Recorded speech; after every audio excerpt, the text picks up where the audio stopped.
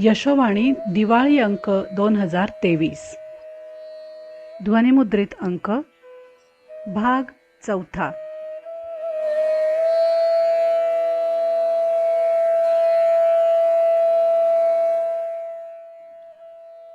नमस्कार, मी जयश्री अंबासकर.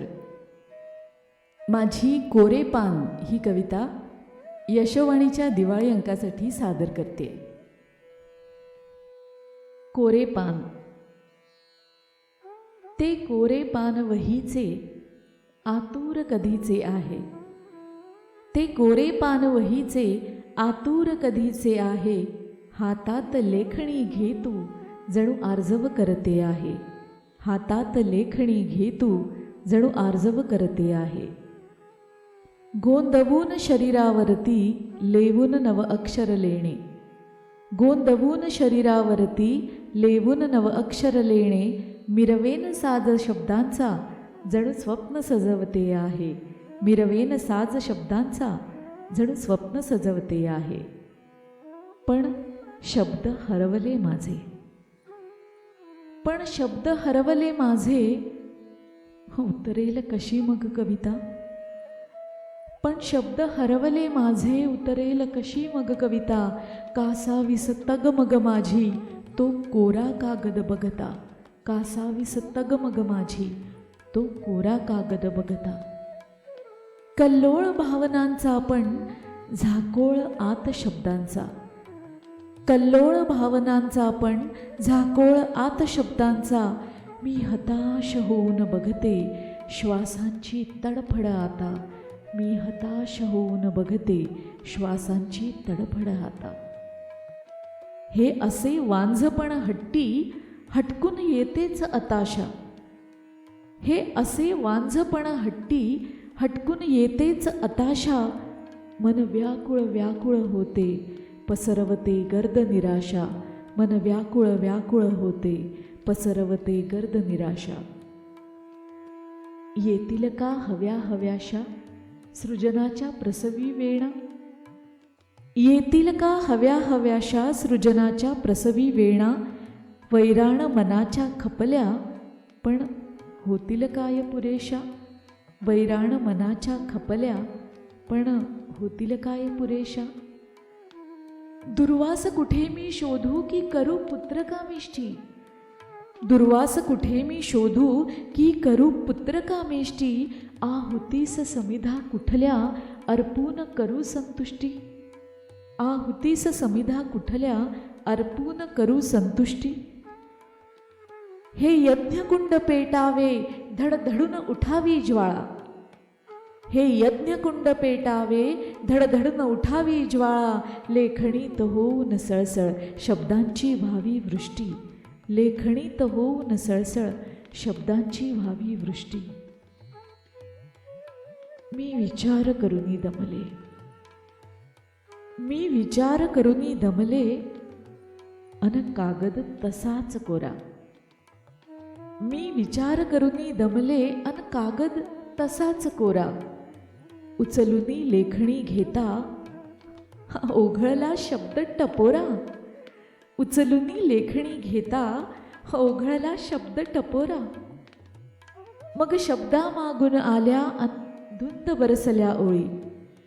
मग शब्दा मागून आल्या अन धुंद बरसल्या ओळी. त्या चिंब कागदावरती दरवळला शब्द फुलोरा. त्या चिंब कागदावरती दरवळला शब्द फुलोरा.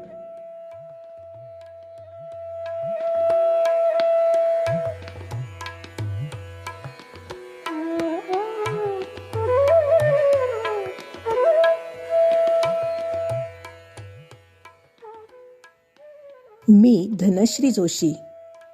मनासाठी मनापासून ही कथा यशोवाणी दिवाळी अंक 2023साठी सादर करत आहे. नेहा खूप अस्वस्थ होती. सकाळी आईबाबांशी फोनवर बोलली. आईचं काहीतरी बिनसलं होतं. अगं, आज तिने एका शेगडीवर आधण ठेवलं आणि गॅस दुसराच लावला. पाणी उकळेल कसं सांगितलं तर माझ्यावरच चिडली. बाबा म्हणाले, तशी आई एकदम रडायलाच लागली. अगं होतं ना असं कधीतरी, चुकून झालं, कोणी मुद्दाम का करेल? ही आजची गोष्ट नाही आहे, हल्ली असं वारंवार होऊ लागलंय. हो होतंय वारंवार. मला काहीच जमत नाही आहे. साध्या साध्या गोष्टी विसरते मी. नेहा, आता कंटाळा आलाय ग या जगण्याचा. मालतीचा स्वर नेहाचे हृदय चिरत गेला. झालं, काही सांगायला गेलो की असा त्रागा करते. आई, अगं असं काय झालंय तुला? नको न ग असं वागूस. मी मुद्दाम का करते असं वाटतंय तुला? मग राहीलच. आई फोन सोडून निघून गेली. अगं आई, असं नाही म्हणायचं मला. नेहा बोलून काही उपयोग नाही. ती चप्पल घालून बाहेर निघून गेली आहे. बाबा, असं काय झालं हो तिला? 4 महिन्यापूर्वी तर छान होती. सेवानिवृत्तीच्या समारंभात किती खुश होती. आता राहिलेलं सगळं करायचंय म्हणली. निवृत्तीनंतरचा तिचा प्लॅन तयार होता. आता एकदम हे असं कसं? नेहाच्या आवाजात काळजी डोकावत होती. अगं मला हेच कळत नाहीये. दिवसभर अस्वस्थ असते. मी तर हात टेकलेत. ठीक आहे बाबा, मी आत्ता ऑफिसात चालले आहे. संध्याकाळी फोन करून बोलेन तिच्याशी. काळजी नका करू. हो अगं काळजी नाही ग, काहीतरी खूळ डोक्यात घेते. चालायचंच. तुला जमेल तसा फोन कर. काही काळजी करू नकोस. Good day. संध्याकाळी घरी आल्यावर सलीलच्या कानावर हे घालताना नेहाला रडू आवडेना. अगं नेहा, हे बघ, माझा एक मित्र आहे अमित, सायकॉलॉजिस्ट आहे. आपण त्याला भेटूयात. तू आईशी बोलून घे, बघूया काय म्हणते ते. काही काळजी करू नकोस, सगळं ठीक होईल. संध्याकाळी नेहाने मुद्दाम आईच्या मोबाईलवर फोन लावला. आई, कशी आहेस? मी मजेत. मला काय दाढ भरली आहे? मग सकाळी अशी रागावून का निघून गेलीस? मग काय करू? येईल जाईल त्याला माझ्या चुका सांगत बसतात. त्यांना माझ्या विसरभोळेपणाचे किस्से ऐकवतात आणि एन्जॉय करतात. मला काय वाटत असेल ह्याचा विचार न करता. आता नाही काय सहन होत.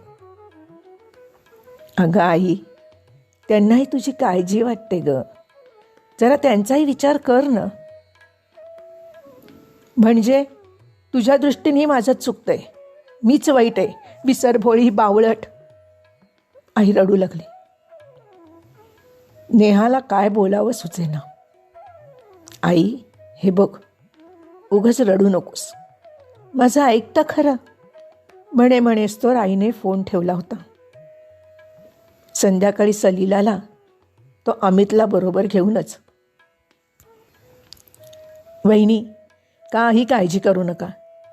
सेवानिवृत्तीनंतर येणारं रिकामपण काही जणांना झेपत नाही. आपण बोलूयात त्यांच्याशी. आज शनिवार, उद्याच जाऊयात ना त्यांच्याकडे. सगळं व्यवस्थित होईल. दुसऱ्या दिवशी दुपारी निवांतपणे सलील अमितला घेऊन नेहा आईला भेटायला गेली. अमित मोठ्या खुबीने संवाद साधत होता. आई मनमोकळं बोलत होती. काकू, रिटायरमेंट नंतर काय करताय? काय करणार? घरीच काम करण्यात वेळ कसा जातो कळत नाही. खरं तर ना खूप काही करायचं ठरवलं होतं. ती मोकळेपणाने बोलू लागली.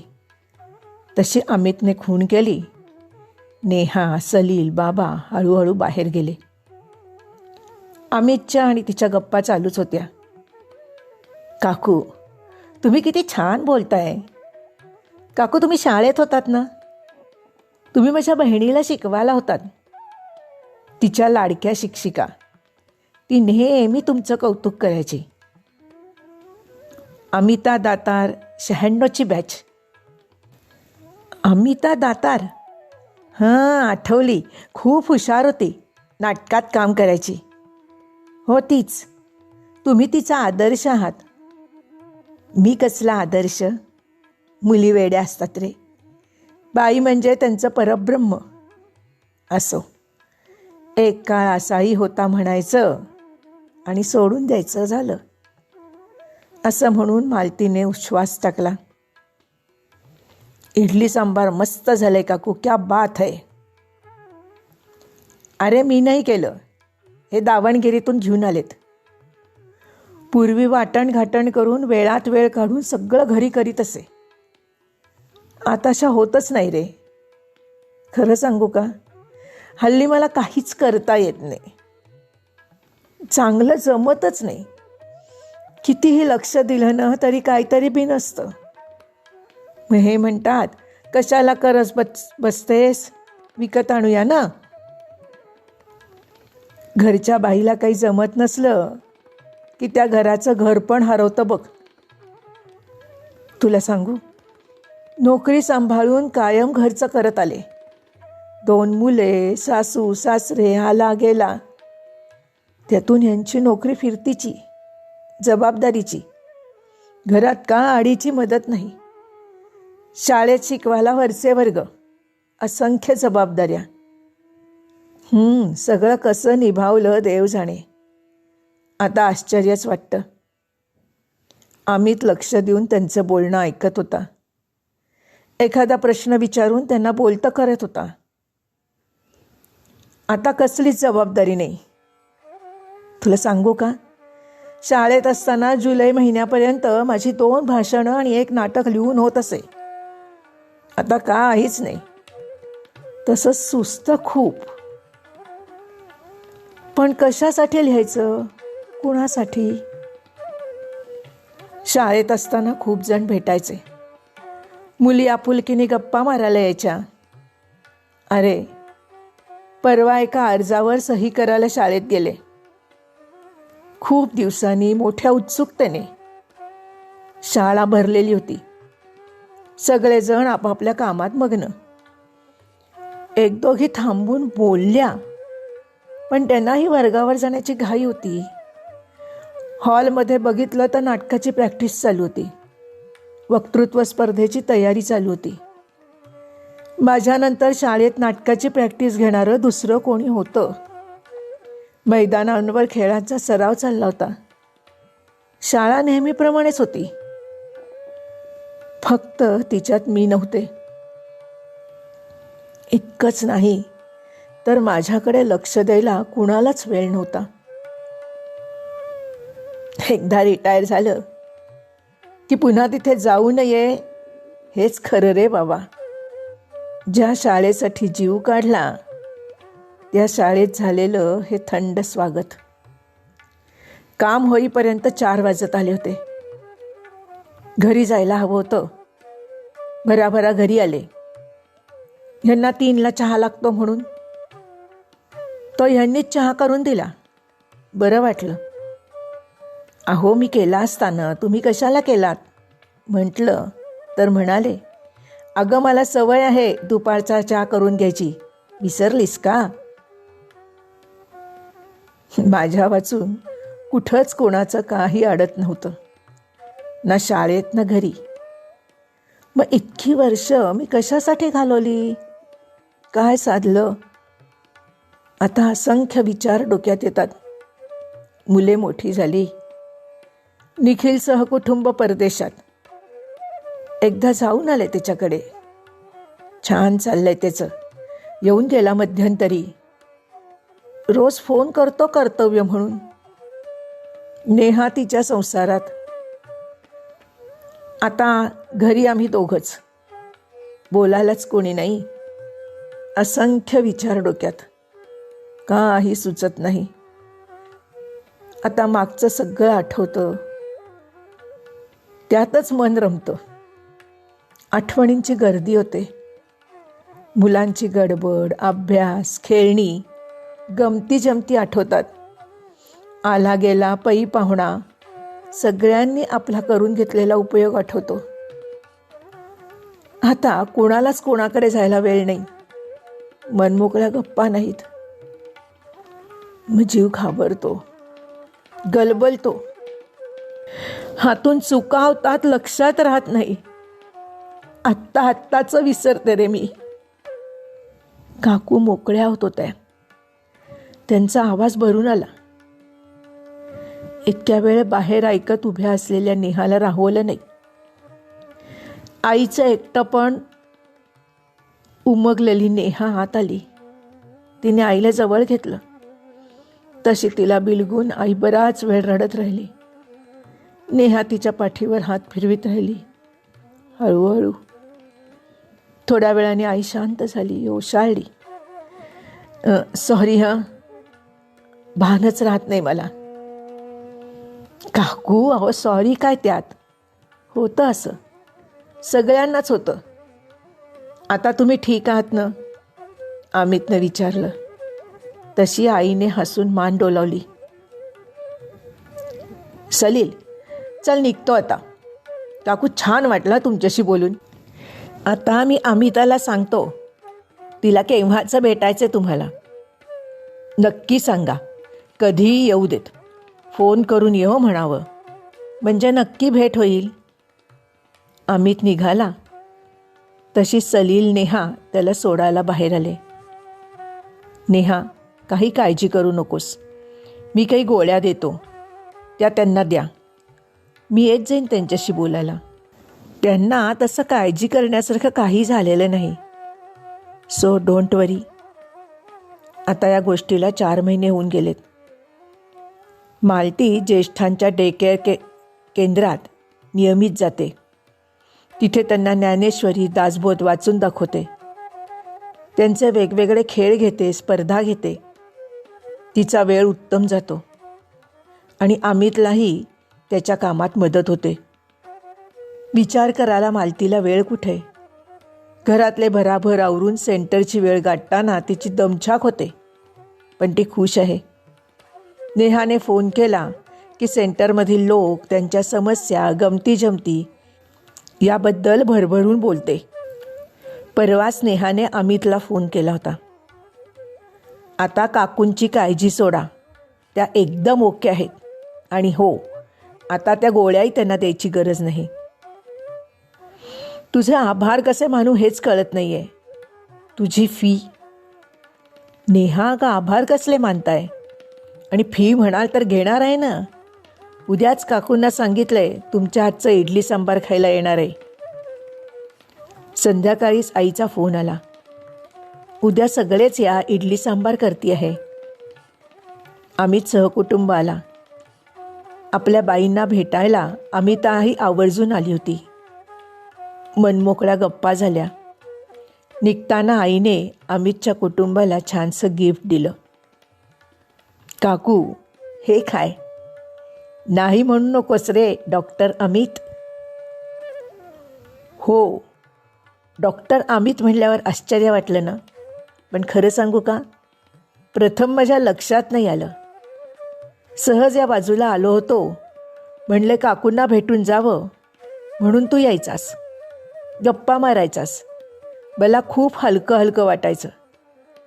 एके दिवशी गप्पांच्या ओघात सहज म्हणून तू सेंटरची माहिती दिलीस. मला सेंटरला घेऊन गेलास. तिथे कळलं तू डॉक्टर आहेस. मग लक्षात आलं तू मनाचा डॉक्टर आहेस. प्रथम मला जरा राग आला. मी काय मनोरुग्ण होते म्हणून सलील, नेहा तुला माझ्याकडे घेऊन आले. मला वाईट वाटलं. त्या रात्री मी खूप रडले. विचार केला, जगणं नकोसे होणे, वारंवार रडू येणे ही लक्षणच होती ना माझ्यात. मग ठरवलं यातून बाहेर यायचं, तुमच्या प्रयत्नांना यश द्यायचं. सगळे माझ्या भल्यासाठीच करतात ना. शांतपणे विचार केला. डोकं जरा ठिकाणावर आलं. आता मी पूर्ण बरी आहे आणि त्याचं श्रेय तुमच्या प्रयत्नांना आहे. तुमचा पेशंट म्हणून नाही, एक काकू म्हणून घे. तुझे किती उपकार आहेत माझ्यावर म्हणून सांगू. तू मला नवीन ओळख दिलीस, आत्मविश्वास दिलास. म्हणताना मालतीचे डोळे भरून आले. नेहा, सलील हे तुम्हाला मालतीने सलीलच्या हातात गिफ्ट दिलं. अगं आम्हाला कशाला? आईने दिलेलं मुकाट्याने घ्यायचं. मोठी आली आहे शहाणी. मालतीच्या नजरेतून नेहाविषयीचं कौतुक जाणवत होतं. अमित, ही माझी लेक. मोठी गुणाची हो, पहिल्यापासून. म्हणता म्हणता इतकी मोठी कधी झाली कळलंच नाही. आईचं मन जाणणारी आईची आई झाली. तिला कौतुकाने जवळ घेत मालती म्हणाली, नेहाला तिची हरवलेली आई परत मिळाली होती, तर मालतीला नेहाच्या स्पर्शातून आपली देवाघरी गेलेली आई. नात्याची वीण आणि माणसाचं मन मोठं विचित्र असतं. प्रेमाच्या आपुलकीच्या धाग्याने बांधलेलं. त्याला हळूवार जपायला लागतं. वेळीच टाका घालायला लागतो, म्हणजे उसवण्याची भीती नाही. अगदी खरं आहे काका. खरं सांगू का, लोकांना आमच्याकडे यायची भीती वाटते. आपल्याला मनोरुग्ण म्हणतील याची भीती. अगदी 90% माणसांना ही व्याधी असतेच. त्यात लाजायचं काय? ब्लड प्रेशर, डायबेटीस, स्पॉन्डिलोसिस, तशीच ही एक. फक्त ही मनाची व्याधी. वेळीच उपचार केले तर मोठे अनर्थ टाळता येणारी. माझ्या असं लक्षात आलंय अमित, याबाबत समाजात जरा जागृती झाली पाहिजे. आणि आता मी माझा वेळ त्यासाठीच देणार आहे. काका, तुमचं स्वागत आहे. उद्यापासूनच सेंटरवर यायला लागा. लोकांच्या मनातलं जाणून त्यांना मार्ग दाखवायला. नक्की येणार. आम्ही त्यातून बाहेर आलोय. असे खूप जण आहेत ज्यांना यातून बाहेर पडायचंय. एकमेका सहाय्य करू. एकमेकांच्या मनातील जाणून घेऊ. निरोगी मनासाठी मनापासून.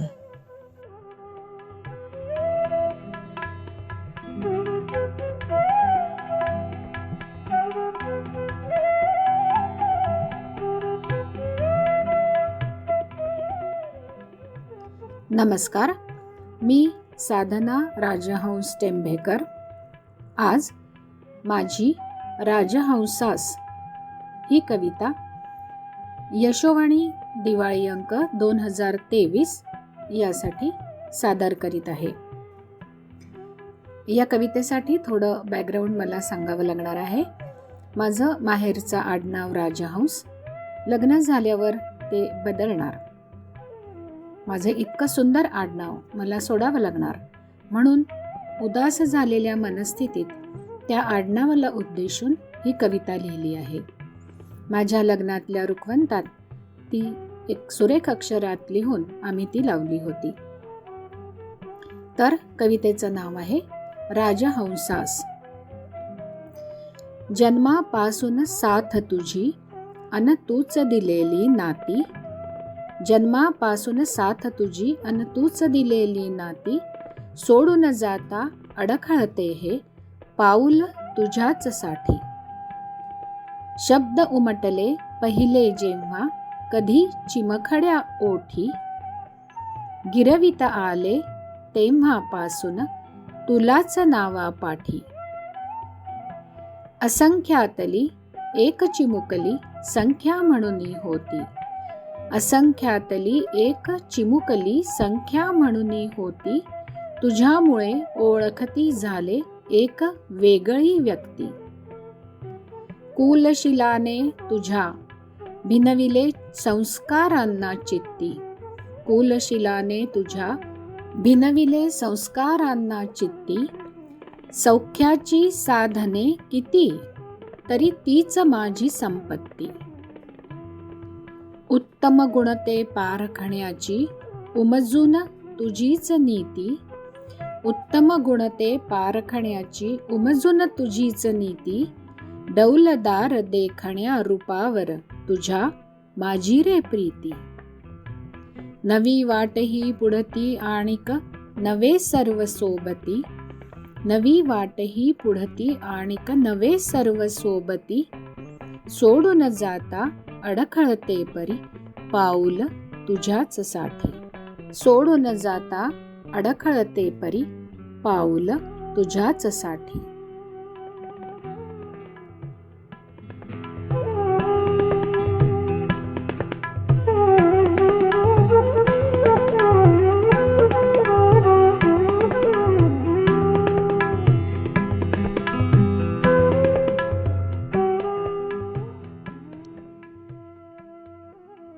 नमस्कार, मी शलाका आपटे.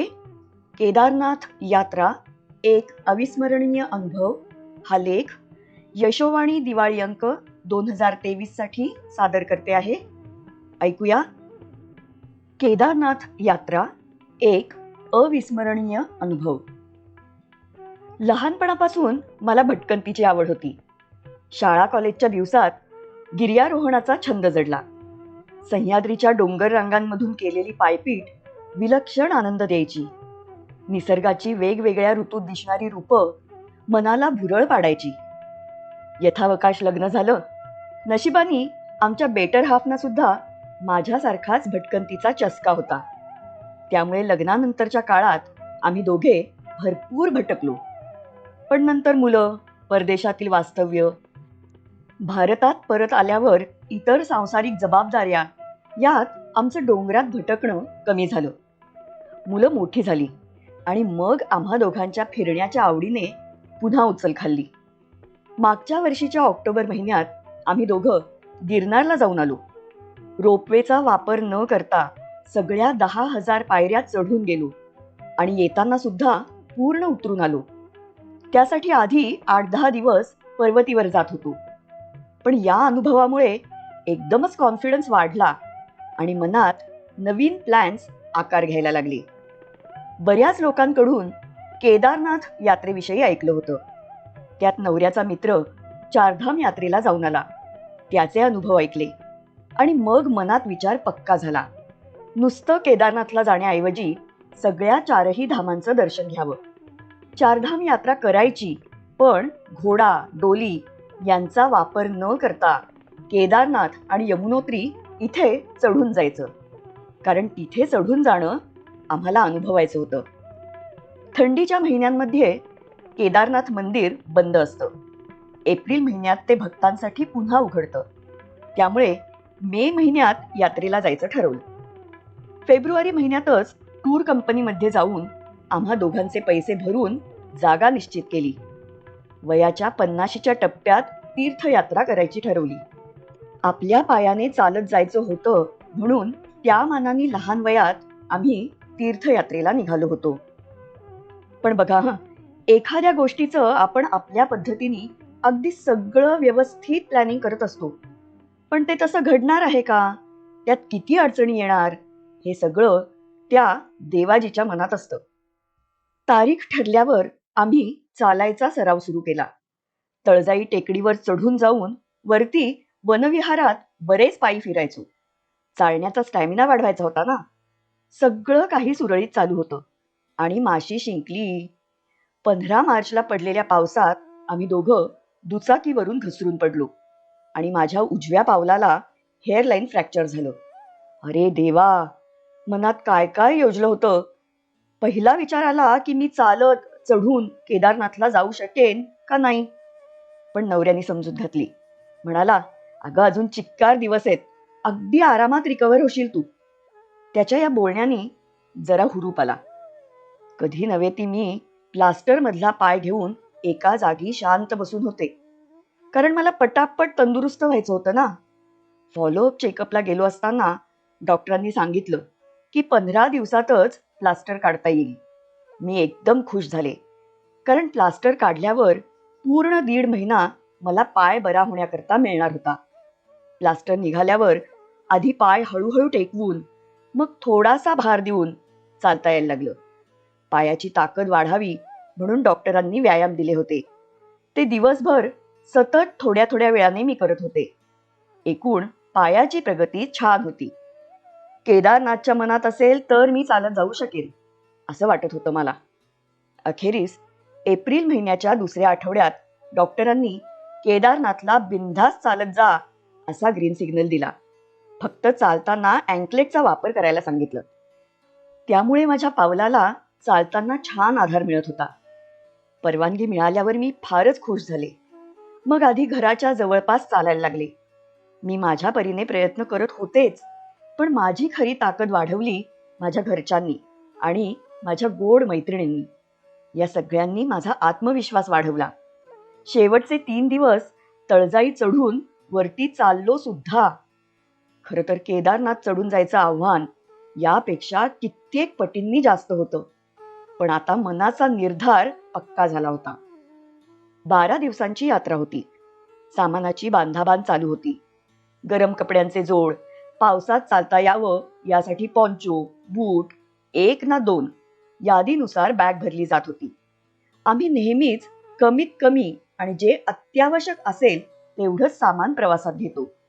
चारधामातली सगळी स्थानं समुद्र सपाटीपासून खूप उंचीवर आहेत.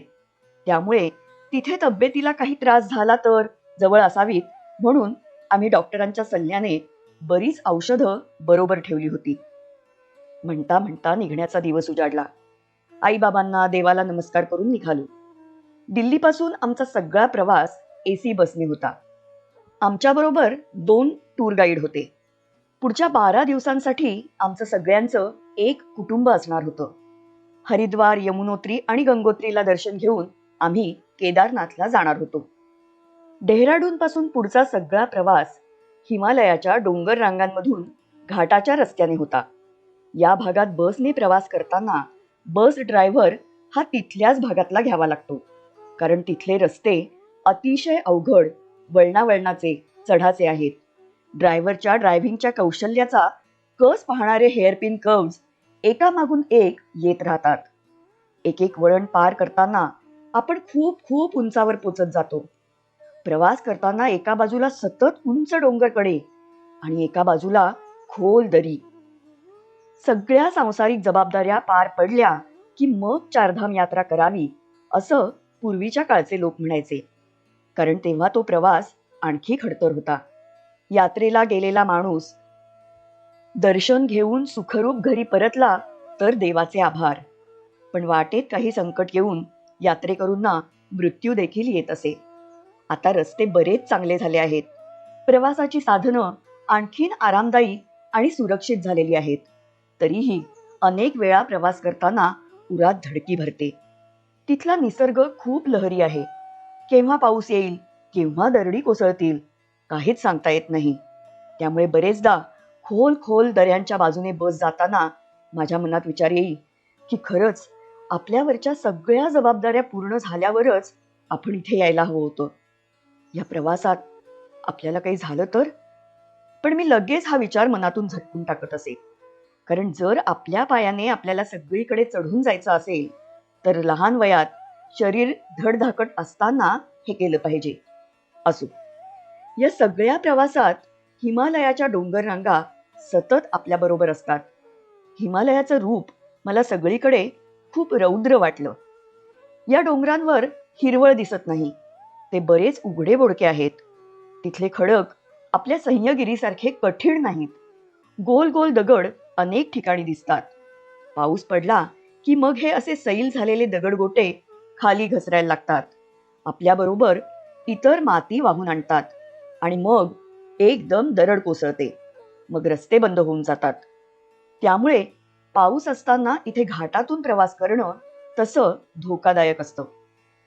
गंगोत्रीला दर्शन घेऊन आम्ही आता केदारनाथच्या पायथ्याशी असलेल्या गुप्त काशीजवळ असणाऱ्या सीतापूर या ठिकाणी मुक्काम करणार होतो. गुप्त काशीला जाताना मंदाकिनी नदीचं विलोभनीय दर्शन झालं. ही नदी केदारनाथवरून खाली वाहत येते. आमचं मुक्कामाचं ठिकाण केवळ 20 किलोमीटरवर आलं होतं. पण हाय रे देवा, आम्हाला एवढं अंतर पार करायला तब्बल 4 तास लागले. खराब हवामानामुळे आम्ही पोचलो त्याच्या आधीचे 2 दिवस केदारनाथ दर्शन यात्रा बंद करण्यात आली होती. त्यामुळे गुप्त काशीपासून सीतापूर गावापर्यंत शेकडो वाहनं रस्त्याच्या कडेने पार्क केलेली होती. तेवढे सगळे यात्रेकरू या 2 गावांमध्ये मुक्कामाला होते. सोशल मीडियावरचे व्हिडिओ पाहून केदारनाथ मंदिर हे सध्या युवा पिढीचं खूप मोठं आकर्षण ठरलं आहे.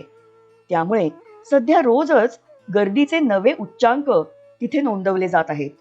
या सगळ्याचा तिथल्या व्यवस्थेवर प्रचंड ताण आहे. शिवाय नैसर्गिक साधन संपत्तीवर याचे खूप वाईट परिणाम होत आहेत.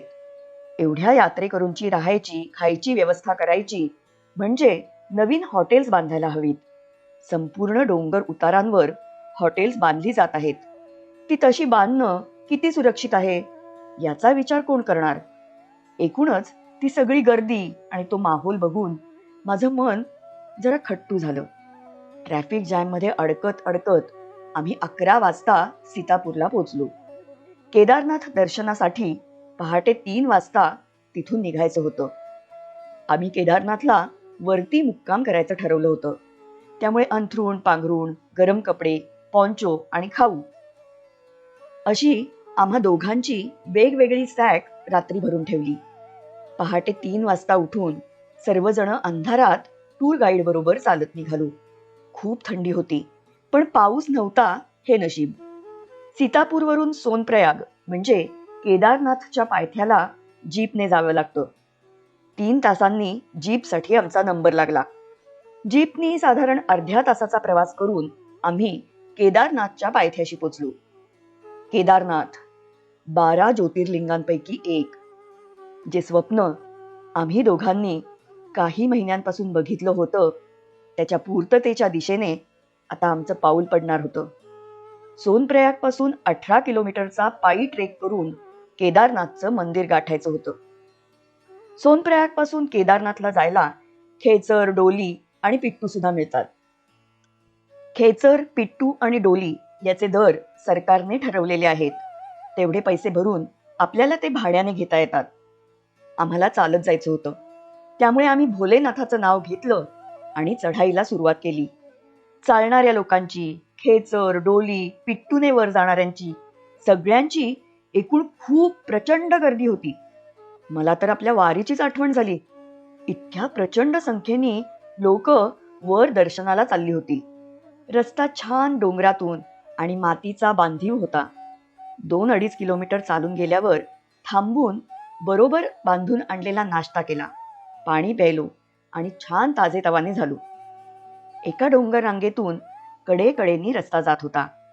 खूप सुंदर दृश्य होतं ते सगळं. समोर डोंगर रांगा दिसत होत्या. उंचावरून धबधबा कोसळताना दिसत होता.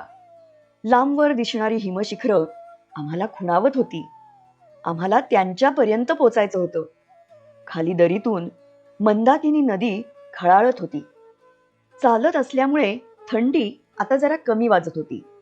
मधून मधून फोटो काढत आजूबाजूच्या निसर्गाचं रूप बघून हरखून जात आमचा प्रवास आमच्या लक्ष्याच्या दिशेने सुरू होता. कधी एकदा त्या हिमशिखरांजवळ पोचतो असं झालं होतं. त्या तंद्रीत आम्ही चालत होतो, पण आमची तंद्री खेचरवाले आणि डोली पिट्टूतून माणसं नेणारे मोडत होते. खेचरवाले तर पायी चालणाऱ्या यात्रेकरूंना नीट चालूच देत नाहीत. चलो चलो बाजू हटो असं ओरडत जोरात येतात. आपण वेळीच बाजूला झालो नाही तर अक्षरशः आपल्याला ढकलायला सुद्धा कमी करत नाहीत. सगळा रस्ता चढाचा असल्यामुळे त्यांच्या जनावरांचा जीव निघतो. अनेकदा पायऱ्यांवरून घोडे घसरतात. सगळ्या रस्त्यात या खेचरांची लीद पडलेली असते. पावसामुळे त्याचा सगळा चिखल होतो. अनेक वेळा आपल्याला या चिखलातूनच चालत वाट काढावी लागते.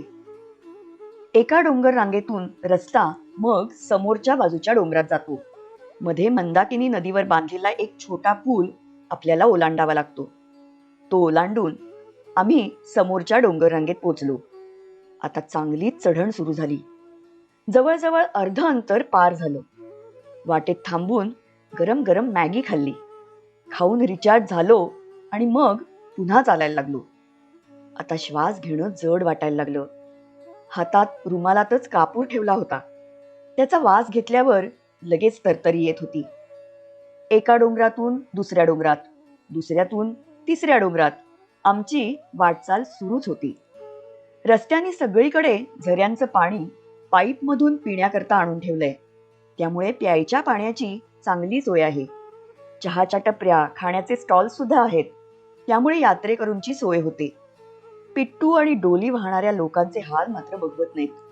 डोक्यावरच्या ओझ्यामुळे श्वास फुललेला असतो, तोंडातून लाळ वाहत असते.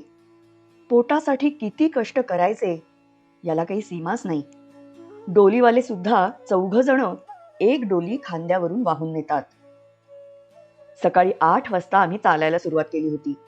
दुपारचे 3 वाजत आले तरी आम्ही चालतच होतो. आता काही अंतरावर मध्ये मध्ये बर्फ लागायला लागलं होतं. थंडी वाढायला लागली. उंचीमुळे खूप दम लागत होता. खेचरावर बसतेस का? मला आता आणखी त्रास होऊ नये म्हणून नवऱ्याने विचारून बघितलं.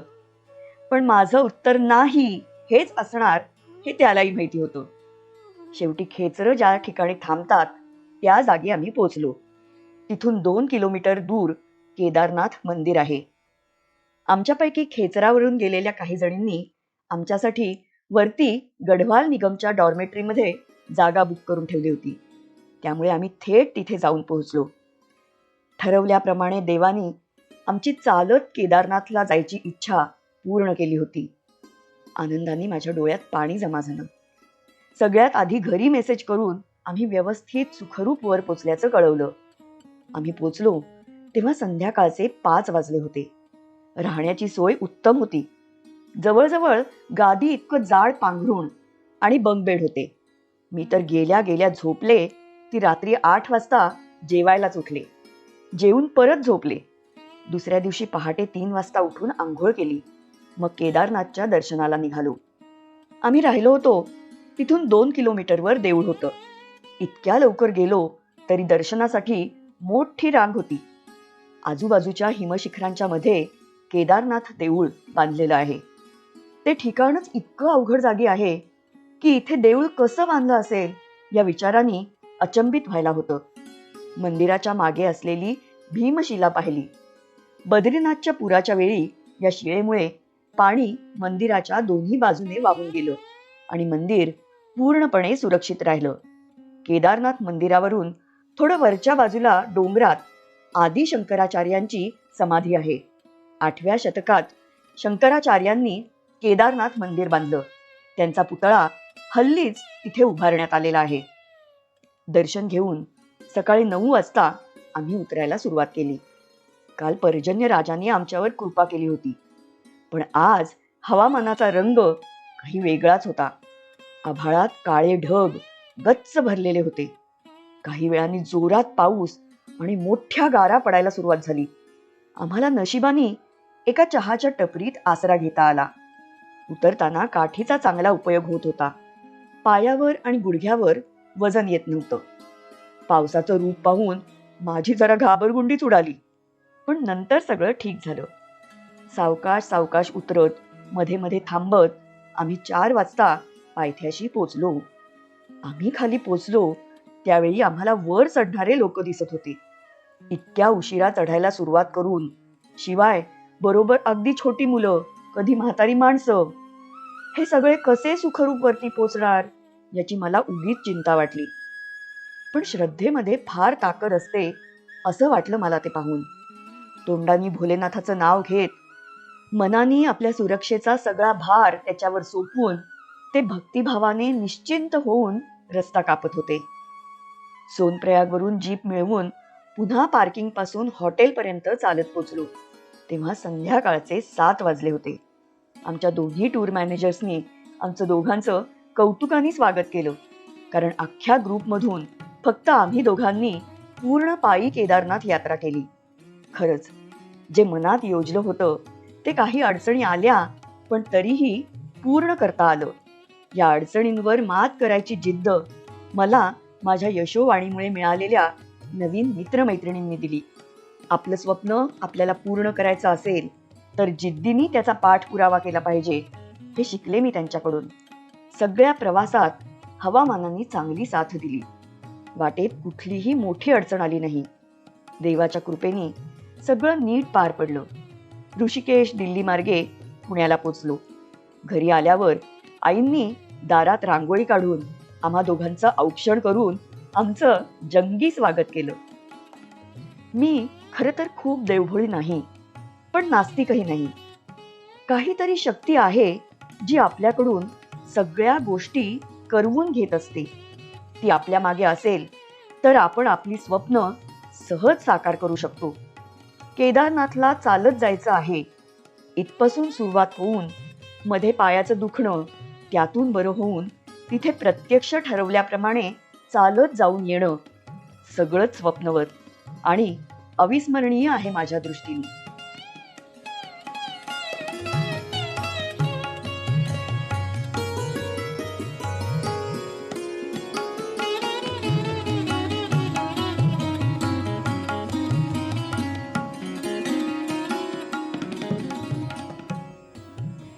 नमस्कार, मी किशोरी उपाध्ये. लता ही कविता यशोवाणी दिवाळी अंक 2023साठी सादर करते आहे. तू नाहीस परी गीत तुझे अंतरात झरते आहे. तू नाहीस परी गीत तुझे अंतरात झरते आहे. तू नाहीस तरी तुझ्या सुरांची पुनव चिरंतन आहे. कानांवरती गीत तुझे येते सारे मोहरते. कानांवरती तुझे गीत येते सारे मोहरते. निळ्या नभातून वाऱ्यातून या पानातून झिरमिरते. अजून येतो गंध फुलांना, अजून येतो गंध फुलांना तुझ्या सुरांचा धुंद. नेत्री आणि तो पाणी हळवे तुझ्या सवेचा बंध. अजून न झाले सवयीचे अन तुझे पैल जाणेही. अजून न झाले सवयीचे अन तुझे पैल जाणेही. तुझ्या स्मृतींशी बिलगून आहे अजून तुझे गाणेही. पुन्हा कधी होवो दृग्गोचर, पुन्हा कधी होवो दृग्गोचर अनुपम लता स्वरांची. पुन्हा येऊ दे भरती सुस्वर तुझ्या मधुर गीतांची. जरी ठावकी, जरी ठावकी आलेल्याचे जाणेही ठरलेले. दुःख तुझ्या विरहाचे इथल्या जाणीवात उरलेले. तुझे नसूनही इथेच असणे रसिकांच्या हृदयात. तुझे नसूनही इथेच असणे रसिकांच्या हृदयात. तुझे सावळे सूर निरंजन भिनलेले प्राणात. तुझे सावळे सूर निरंजन भिनलेले प्राणात. हीच भूमी हा जलौघ आणि हाच किनारा ओला. हीच भूमी हा जलौघ आणि हाच किनारा ओला. सूर असा जगण्यातून राहो तुझाच दरवळलेला. सूर असा जगण्यातून राहो तुझाच दरवळलेला. तुझाच दरवळलेला. धन्यवाद.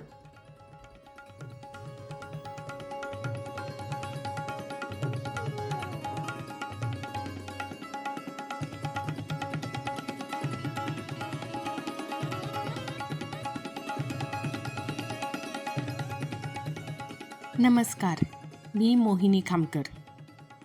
माझी कविता गर्भातील गाभारा ही यशोवाणीच्या दिवाळी अंक 2023साठी मी सादर करत आहे. कवितेचं नाव गर्भातील गाभारा. गर्भ आणि गाभारा सगळं दिसूनही अनंत, सगळं समजूनही अनुत्तरित आणि अंतरंगी असूनही स्वतंत्र. त्या गर्भातल्या जीवाचे आणि त्या गाभारातल्या परमेश्वराचे रूप नेहमीच अथांग. कितीही नाळ जोडलेली असली तरी प्रत्येक क्षणात अनेक रूपी, अलिप्त, दैवी. मग ती काय त्या परमेश्वराची असो वा त्या आतल्या जीवाची. आपण फक्त बाहेरून हात फिरवत राहायचा प्रेमाचा, आणि मग तेच हात निस्वार्थीपणे जोडायचे त्या गाभारातल्या परमेश्वराला. कारण तो गर्भ आणि गाभारातला तो दोन्हीही आपल्यासाठी विश्वरूप आहेत.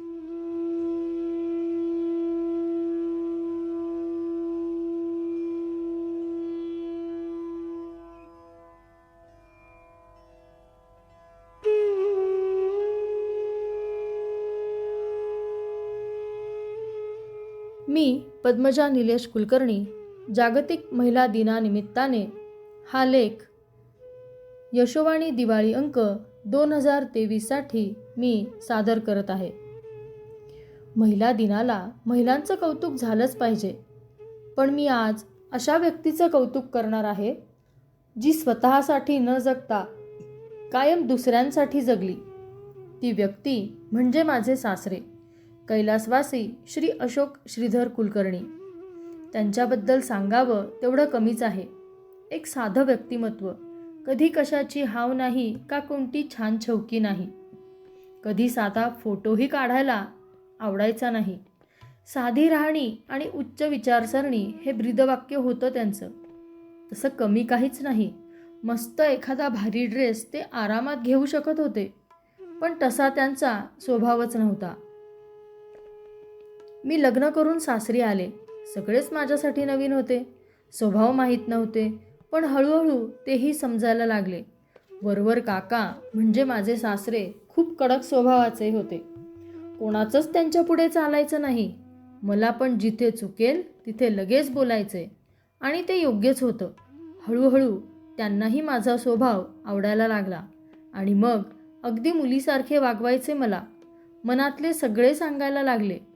माझ्या सासूबाई पण खूप साध्या भोळ्या होत्या. मनात काही नसायचे आणि बोलून जायच्या. सून अशीच असते तशीच असते असे काहीतरी, पण हा त्यांचा भ्रम लोप पावला, कारण माझं आणि आईंचं छान जमायचं. आई सासूबाई खूप हुशार होत्या. वाचनाची अत्यंत आवड होती त्यांना. कितीही उशीर झाला तरीही पुस्तक वाचत बसायच्या. मग काका बोलले की ठेवून द्यायच्या पुस्तक. माझ्या मुलाला गोष्टींची आवड त्यांच्याचमुळे लागली. खूप प्रेमळ होती ती माऊली. सासूबाई तशा फार लवकर गेल्या आम्हाला सोडून, ते पण अचानक, हार्ट अटॅकने. काका जास्त वर्ष होते आमच्यासोबत, त्यामुळे त्यांना खूप जवळून पाहता आले मला. आई गेल्या हा काकांसाठी मोठा धक्काच होता. सगळंच थांबल्यासारखं झालं होतं त्यांना.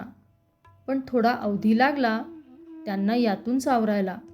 मला काही आठवणी ते सांगायचे. काका अवघे 2 वर्षाचे असताना त्यांचे आईवडील देवाघरी गेले. काका आणि त्यांची बहीण एकटेच राहिले. काकांना दुसरे नातेवाईक घेऊन गेले. दोघा बहीण भावांची ताटातूट झाली ती कायमचीच. काका त्यांच्या मामाच्या घरी राहू लागले आणि पडेल ते काम करून शिक्षण घेऊ लागले. कधीकधी त्यांना पोत्यावर झोपायला लागायचे. अंगणात झाडझूड करणे, शेणाचा सडा मारणे, वाण सामान आणणे, स्वतःचे कपडे स्वतः धुणे, भाजी बाजारहाट बघणे ही कामे करायचे. त्यांच्या मामांचे दत्त मंदिर आहे, तेथे पूजा करायचे. कधीकधी पूजा करताना दत्ताचा एक डोळा खाली पडायचा, पण ते सांगायचे की मला कधीच दत्त महाराजांनी त्रास नाही होऊ दिला, उलट सांभाळच केला. काका दत्ताचे पारायण वगैरे नव्हते करत, पण मनोभावे त्यांना भजत, सेवा करत आणि खरंच दत्त महाराज त्यांच्या पाठीशीच होते. खूप काम करायला लागायचे त्यांना. मामा खूप तापट होते त्यांचे. कोण काय बघायचे नाहीत. हातात असेल त्याने मारायचे.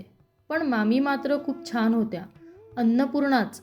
काका सांगायचे तेवढ्या एकच होत्या ज्या काकांना जीव लावायच्या. अशा कष्टातच दिवस जात होते आणि काका मॅट्रिक पास झाले. तसे त्यांचे मामा त्यांना म्हणाले, आता इथून पुढे तू तुझी सोय कर.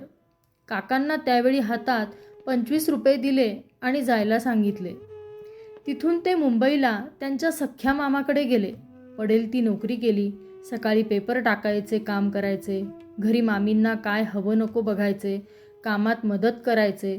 परत लवकर आवरून एका कॉन्ट्रॅक्टरकडे, बहुधा हेच असावं, आता नक्की काय ते मला नाही आठवत, कॉन्ट्रॅक्टरकडे जायचे आणि संध्याकाळी वेगळं काम असायचं.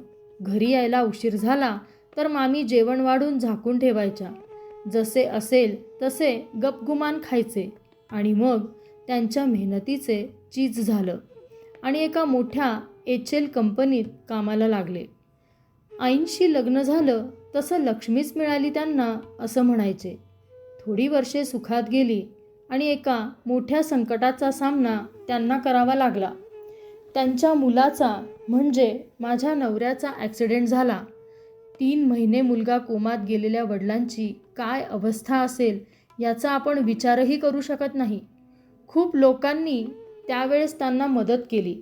आवर्जून त्यांची नावे पण मला ते सांगायचे आणि मला ऐकूनच धडकी भरायची. त्यांची काय अवस्था असेल तेव्हा असं राहून राहून मनात यायचं. पण ते याही परिस्थितीत हरले नाहीत. जीवाचं रान केलं. रात्र मुलाजवळ बसून काढली. सगळंच एकट्याने करायचे. पैसे कोणाकडून घेतले जरी असतील तरी ते लगेच ते त्याला देऊन टाकायचे. म्हणायचे तशी वेळ खूप कमी आली. कोणाकडे हात पसरायला त्यांना आवडायचे नाही. जे पण करतील ते स्वतः करतील. सर्वांना सढळ हाताने मदत करायचा त्यांचा स्वभाव. घरी बाजारहाट करून येतील तेव्हा कमी नको पडायला म्हणून खूप आणायचे आणि कोणी घरी आलंच तर तसं कधीही जाऊ द्यायचे नाहीत. असे काका मलाही खूप मदत करायचे. म्हणायचे अगं कामाने कधी माणूस मरत नाही आणि जशास तसं वागावं नेहमी. खूप काही शिकण्यासारखे होते काकांकडून. मी बरीच वर्षे नोकरी केली. मिळेल तिथे कायम माझ्या पाठीशी उभे असायचे. मी असेपर्यंत तू काळजी करू नको, तू नोकरी कर. घरात तेवढीच नवऱ्याला मदत होते आणि खरंच सगळं बघायचे. मी मुलाला घरी ठेवून जायचे त्यामुळे कधी पाळणाघर वगैरे मला माहितीच नाही. सगळ्या कामात काका पुढे असायचे. मला सांगायला खूप अभिमान वाटतो. काका मला गरम गरम पोळीसुद्धा खाऊ घालायचे. अगदी माझी आई करते तशी. आमच्याकडे एक होतं. मासिक पाळीचा धर्म पाळायला लागायचा. मला माझ्या माहेरी ती सवय असल्याने इकडे जड गेले नाही. काका अशी व्यक्ती होती जिला मी कधीच विसरू शकणार नाही. अहो मातृत्व म्हणजे काय ते काकांकडे बघून कळाले मला. अशा मातेसमान व्यक्तीचाही आज सन्मान करायला हवा. काका जिथे कुठे असतील तिथे सुखात राहोत. त्यांच्याबद्दल लिहायला अजून बरेच काही आहे. आता रजा घेते मी, नाहीतर रागवतील ते माझ्यावर. त्यांना न आवडणारी गोष्ट ती म्हणजे त्यांचं कौतुक केले म्हणून. धन्यवाद.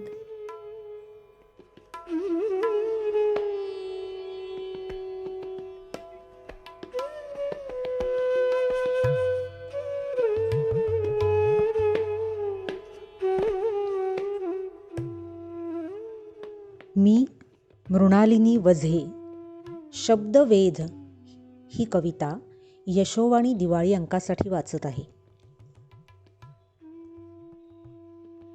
शब्द झेलावे, शब्द तोलावे, शब्द नेमके बोलावे, शब्द वेधावे, शब्द भेदावे, शब्द नेमके ऐकावे. शब्द अकार, शब्द मकार, शब्द ओंकार गुंजावे. शब्द अमूर्त, शब्द समूर्त, शब्द सकळ वंदावे.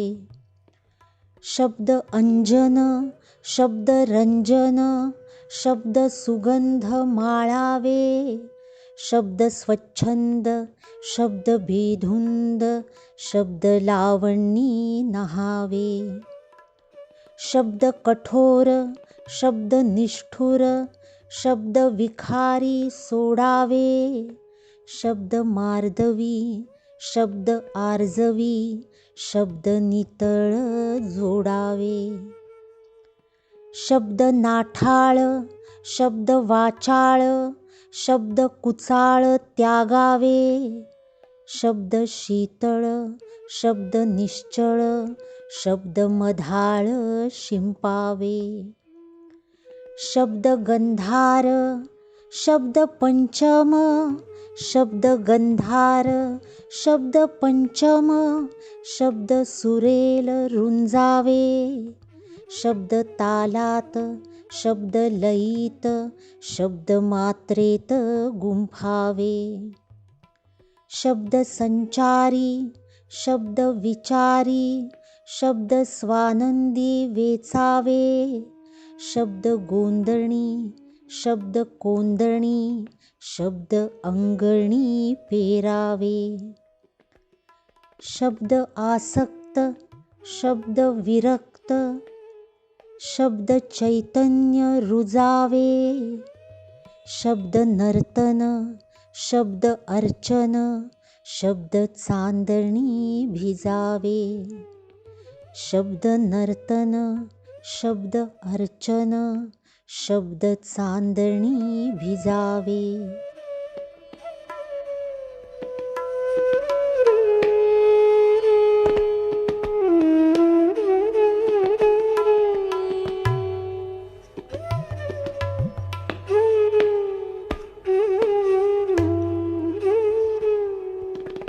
मी सौ अमृता पुंडलिक, नाशिक. वेळ ही लघुकथा यशोवाणी दिवाळी अंकासाठी वाचत आहे. आज शैलेशचा कंपनीमधील शेवटचा दिवस होता. तो खूप भावूक झाला होता. कंपनीमधील सगळ्या सहकाऱ्यांना भेटत होता. प्रत्येकाशी आभाराचे 2 नव्हे 4 शब्द बोलत होता. डॅशिंग स्वभावामुळे त्याचे कुणाशी फारसे जमले नाही. सतत काम आणि कामाचे टार्गेट्स यातच बुडालेला. त्यामुळे इतर सगळे सहकारी अचंबित झाले होते. उगीच नाटक करतोय की खरंच याला दुःख होतंय. शैलेश होताच तसा. 38 वर्ष कॉर्पोरेट सेक्टरमध्ये नोकरी केली.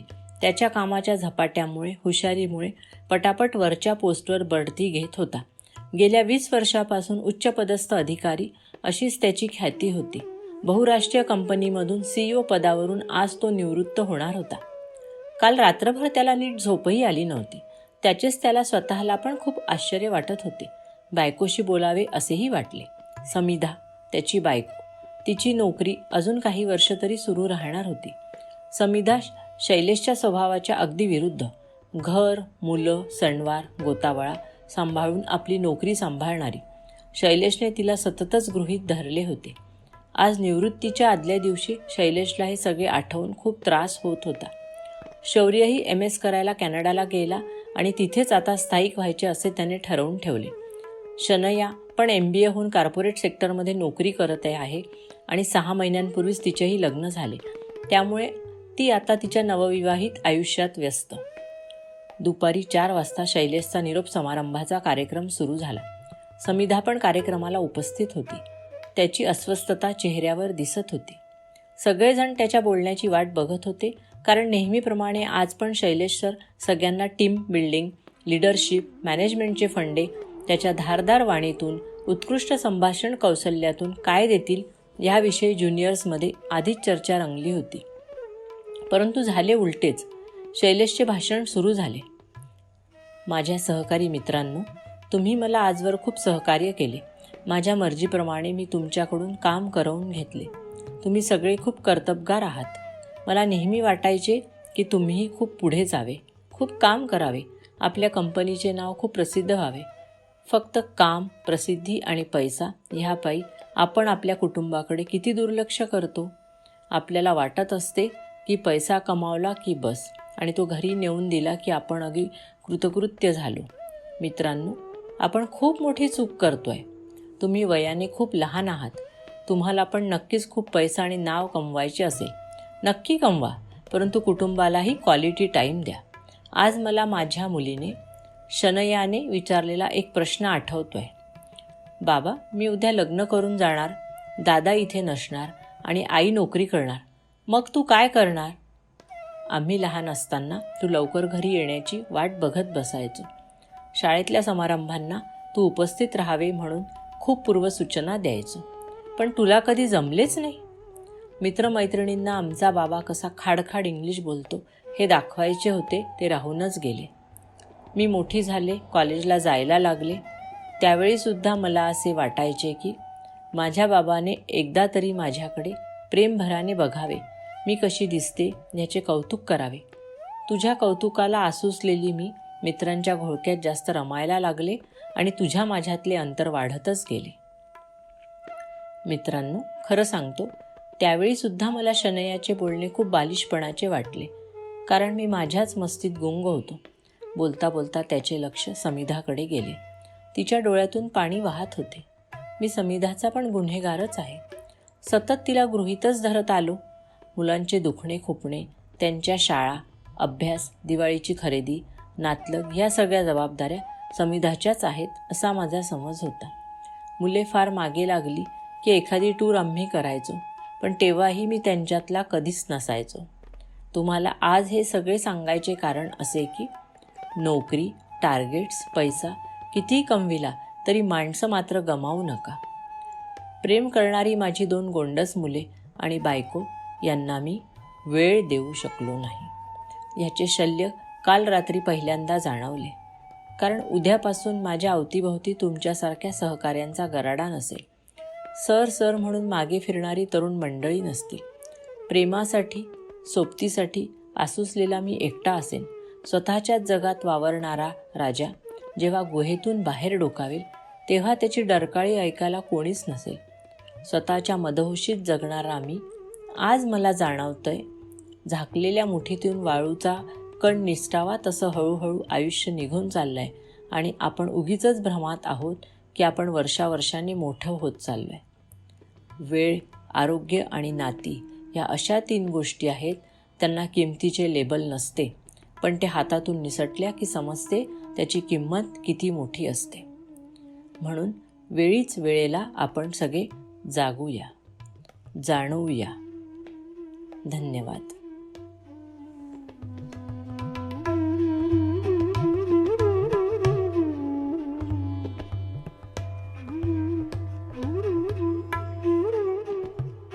नमस्कार, मी संध्या कुलकर्णी.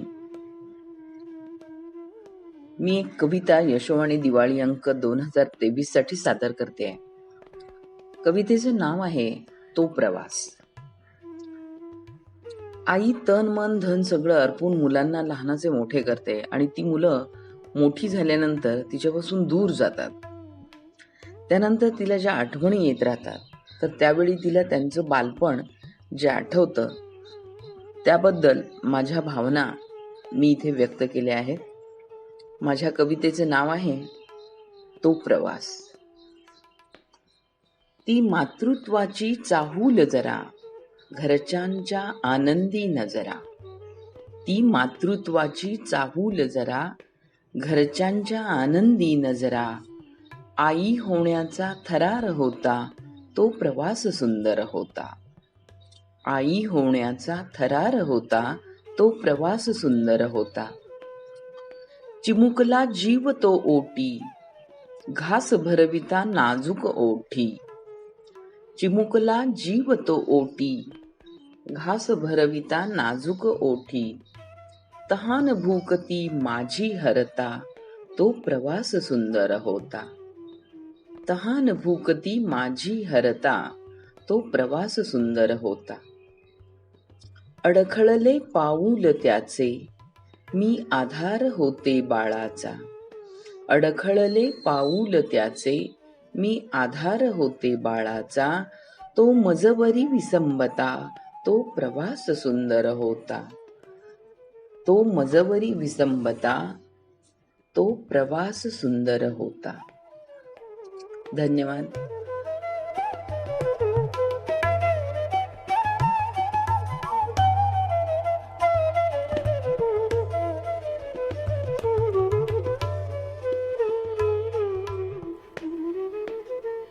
नमस्कार, मी डॉक्टर शिल्पा दीपक देशपांडे. हा लेख अविस्मरणीय ट्रिप यशोवाणी दिवाळी अंक 2023 साठी सादर करीत आहे. अविस्मरणीय ट्रिप. खूप दिवसांपासून लेह लडाखला जायचं मनात होतं, पण ट्रिप खूप कठीण आहे, तुला दम्याचा त्रास आहे, एकटी कशी जाणार वगैरे वगैरे म्हणत मला सगळ्यांनी घाबरवलं होतं. अर्थातच त्यामागे माझ्याबद्दलची असणारी काळजीच होती.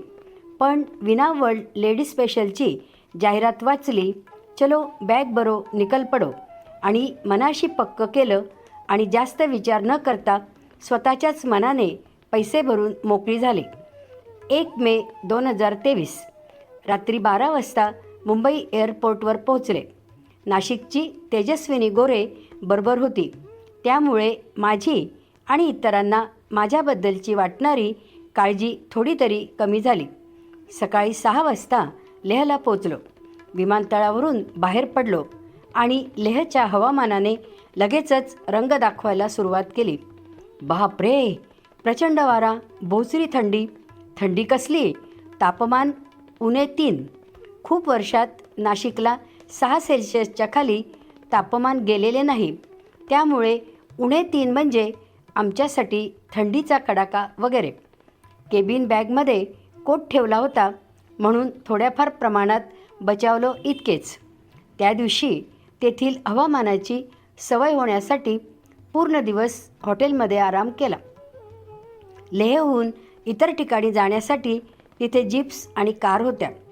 लेहच्या विमानतळावरून बाहेर आल्यावर ग्रुप लीडरने आमची जीप आणि त्यातील 5 जणींची नावे सांगितली. पुढे 8 दिवस आम्ही 5 जणी आणि ड्रायव्हर सतत बरोबर होतो. आमचे 5 जणींचे ट्युनिंगही खूप छान जमले होते. पुढची सीट, मधली सीट, मागची सीट आम्ही आळीपाळीने बसत होतो. त्यावरून आमच्यात कधी वाद भांडणे झाले नाहीत. माझे वय आणि माझे पाठीचे ऑपरेशन बघता त्यांनी मला कधीच मागच्या सीटवर बसू दिले नाही. आमचा ड्रायव्हर आम्हाला नेहमी सांगायचा, आपली एकच गाडी अशी आहे की ज्यात कधीच भांडणे होत नाही. बाकीच्या जीपमधील बायका जागेवरून सारख्या गाड्या बदलतात. आमचा ग्रुप लीडर हडसन आणि निमिकेश त्यांची भांडणे सोडवता सोडवता कंटाळून जात असत. आम्ही आमचीच पाठ थोपटून घेतली. दुसऱ्या दिवशी आम्ही लेहमध्ये फिरलो.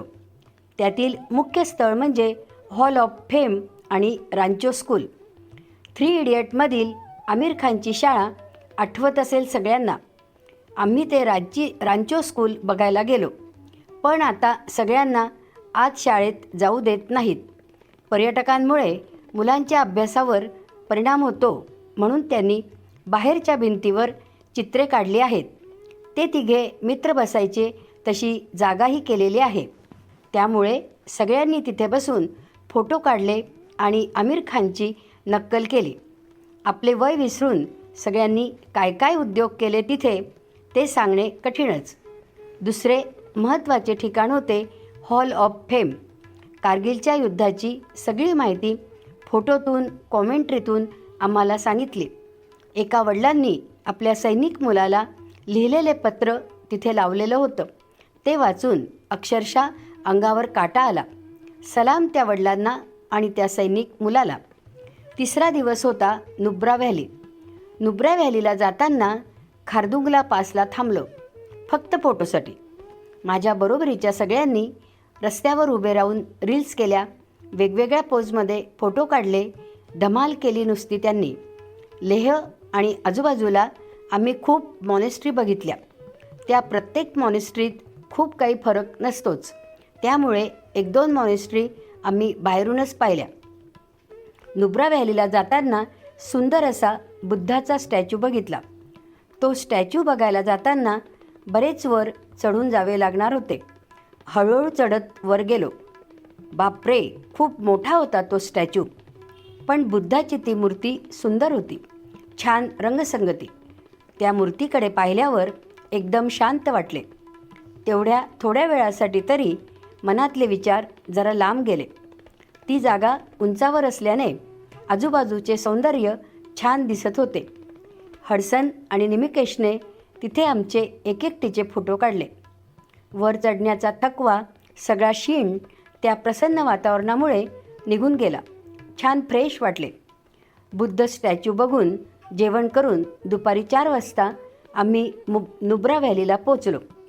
पण तिकडे अंधार लवकर पडतो आणि भयानक थंडी म्हणून आम्ही घाईघाईने वाळवंटात गेलो. कल्पनेच्या पलीकडचे मोठे होते ते रण. पायी फिरायचं म्हटलं तरी शक्य नव्हतं ते. मग तो नाद सोडून उंटावरची सफारी केली.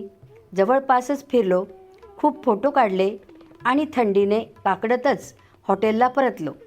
तिथे टेंट होते आणि त्यामुळे गारठाही प्रचंड होता. -5-6 तापमान होते. रात्री 10 वाजता आम्ही आवारात जमलो. शेकोटी पेटवून सगळ्या जणींनी डान्स केला. मनसोक्त नाचगाणी करून रात्री 12 वाजता टेंटला पोहोचलो. मौज मजा करताना सगळेच जण थंडीला विसरले होते थोडा वेळ. चौथ्या दिवशी आम्ही बॉर्डरजवळच्या थांग या खेडेगावात गेलो. तिथेच आम्ही जेवणही केलं. खेडेगावामध्ये असतं तसं जेवण मिळालं तिथे. तिथून आम्ही लाकडाचा ब्रिज पाहायला गेलो.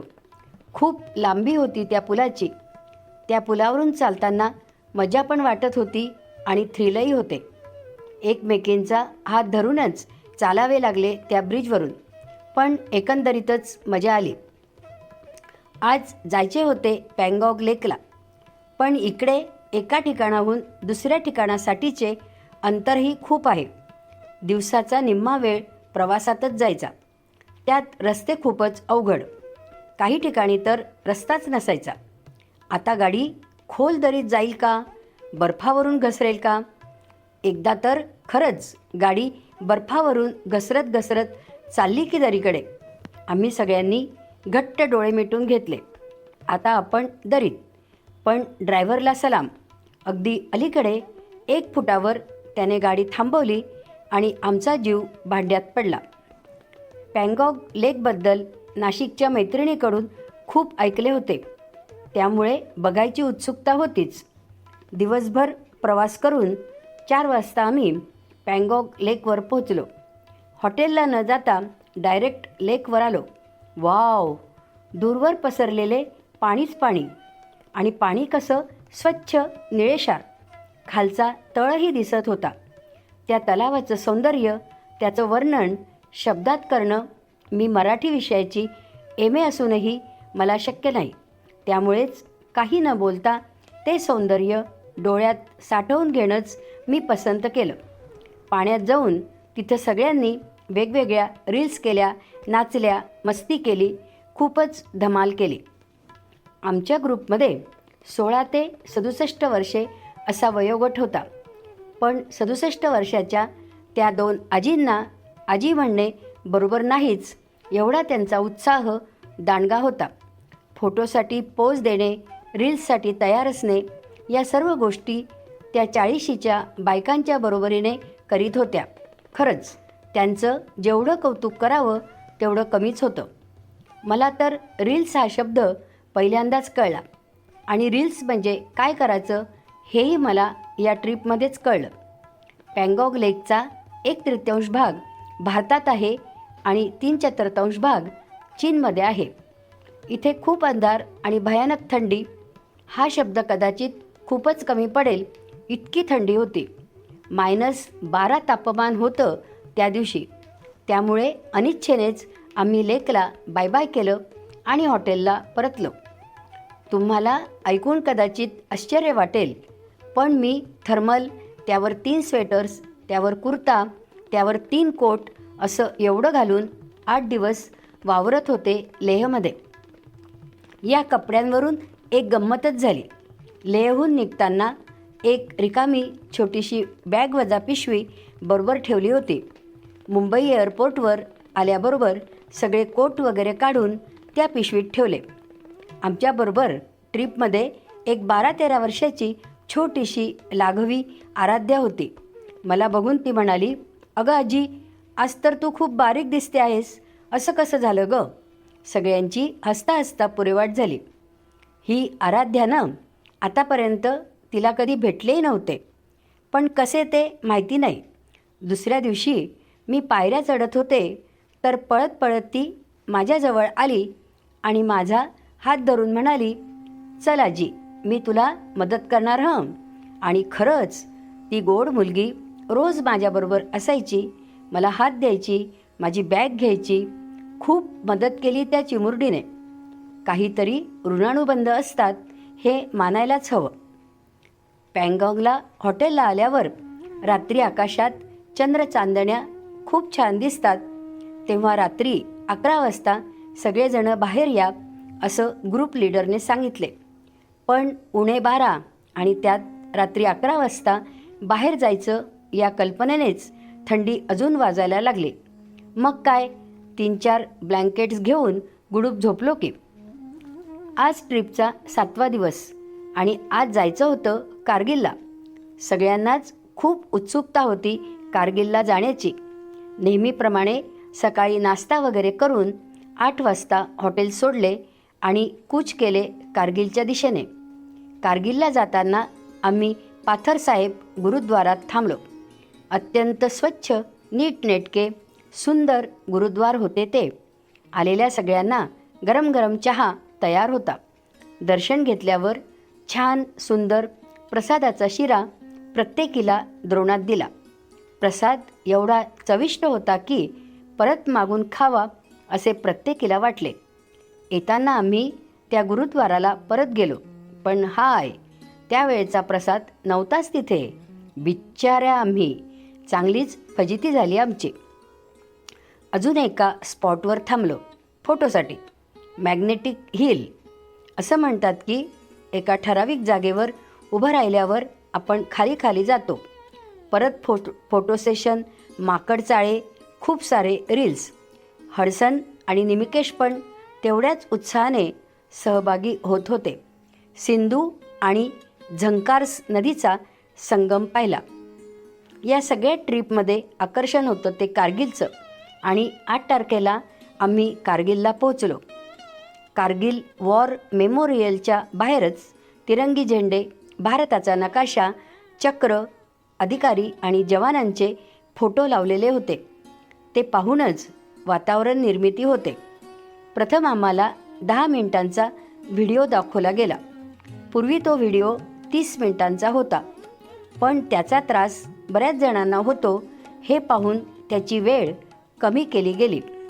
खूपच उंचीवर -35-40 तापमान यात आपले जवान कसे राहतात, काय खातात, थंडीपासून कसं रक्षण करतात, या सगळ्या प्रश्नांची उत्तरे कोणाजवळच नव्हती. पण या परिस्थितीवर मात करत पाकिस्तानने घुसखोरी करून हडप केलेली ठाणी त्यांनी एक एक करत कशी परत मिळवली, त्याचे फोटो, व्हिडिओ, कॉमेंट्री सगळं अगदी कान देऊन ऐकलं, पाहिलं, मनात साठवलं. त्या वीरांचा पराक्रम, त्यांचं धैर्य, त्यांचं धाडस, मेजर बात्रा आणि अजूनही खूप सारे जवान, अधिकारी. हॅट्स ऑफ त्या जवानांना. त्यांच्याचमुळे आज आपण सगळे निर्भयपणे राहू शकतो, फिरू शकतो, हे खरं आहे. ते सगळं ऐकताना, बघताना डोळ्यात पाणी आल्यावाचून राहत नाही. खरंच ज्याच्यासाठी अट्टहासानं सगळ्यांचा विरोध पत्करून आले होते त्याचं सार्थक झालं. लेह लडाख खरंच खूप सुंदर आहे, यात शंकाच नाही. पण कारगिल ते कारगिलच. त्याची बरोबरी, तुलना कशाशीच होऊ शकत नाही. प्रत्येकाने एकदा तरी कारगिलला जावंच जावं. कारगिल युद्धात सहभागी असलेले मेजर आमच्याबरोबर होते. त्यांचे अनुभव ऐकले, त्यांच्याबरोबर ध्वजगीत म्हटले आणि सगळ्यांनी एक साथ तिरंग्याला कडक सलामी दिली. जीवन सार्थ झालं असं वाटलं. कारगिलहून पाय निघत नव्हता, पण प्रत्येक गोष्टीला शेवट असतोच हे पटलं. लेहला परतीचा प्रवास करताना द्रास वॉर मेमोरियल बघितले. कारगिल द्रासची आठवण म्हणून टी-शर्ट, सुवेनियर पण घेतले. आतापर्यंत सगळं छान छान पाहिलेलं, ऐकलेलं, ट्रिपच्या छान आठवणी सांगितल्या. पण ट्रिपमध्ये काही कटू गोष्टीही घडल्या. मधुर गोड आठवणीबरोबरच त्या कटू आठवणी पण लक्षात राहतीलच. कितीही विसरण्याचा प्रयत्न केला तरी त्या विसरता येणारच नाहीत. आमची ट्रिप छानच चालली होती, पण त्या आनंदाला गालबोट लागलं, ते पण विनावर्ल्डमुळेच. आम्ही ज्या एअरवेजनी गेलो होतो त्या एअरवेजनी अचानक त्यांची विमान उड्डाणे बंद केली. तिसऱ्या दिवशी आम्ही नुब्रा व्हॅलीला होतो आणि अवचित हडसनने रात्री 10 वाजता आम्हाला सगळ्यांना एकत्र बोलावले आणि आमच्यावर बॉम्बच टाकला.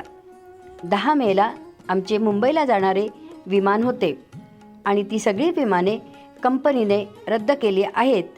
तेव्हा प्रत्येकाने मुंबईला जाण्यासाठी आपापल्या तिकिटांची व्यवस्था करावी. हे ऐकल्यावर फक्त आणि फक्त हल्लकल्लोळ झाला. सगळ्याच जणी एकाच वेळेस बोलायला लागल्या. ग्रुप लीडरवर आधीच खूप ताण होता. आमच्याशी काय आणि कसं बोलायचं हाच त्यांच्यापुढे प्रश्न होता. ते दोघे आणि आम्ही 21 जणी. आम्ही त्यांच्याशी खूप वाद घातला.